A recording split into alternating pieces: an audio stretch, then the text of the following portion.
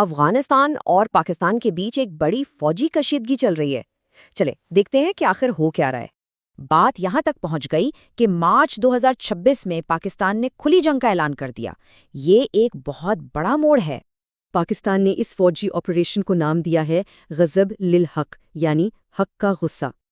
دیکھیں کچھ ہی دنوں میں حالات کیسے بگڑے، پہلے فضائی حملے، پھر جوابی کارروائیاں، اور اب عالمی طاقتیں بیچ میں آ رہی ہیں۔ اچھا، تو یہ سب اچانک شروع کیسے ہوا؟ اس لڑائی کی وجہ کافی پیچیدہ اور پرانی ہے۔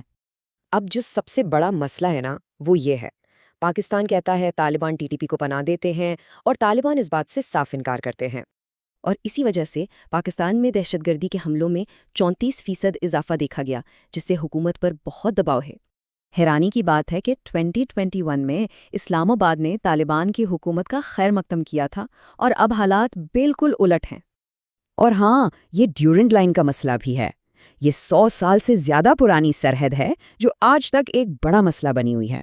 لیکن اس سب کے بیچ سب سے زیادہ نقصان تو وہاں کے عام لوگوں کا ہو رہا ہے۔ اس لڑائی کی انسانی قیمت بہت بھاری پڑ رہی ہے۔ 4 مارچ تک ہی 56 شہری جاں بحق ہو چکے تھے۔ اور صرف یہی نہیں، 129 سے زیادہ لوگ زخمی بھی ہوئے ہیں۔ اس لڑائی کی وجہ سے 16,000 سے زیادہ خاندانوں کو اپنے گھر چھوڑنے پڑے ہیں۔ یہ ایک نیا بحران ہے۔ معاشی طور پر بھی حالات بہت خراب ہیں۔ دونوں ملکوں کے بیچ تجارت آدھی سے بھی کم رہ گئی ہے۔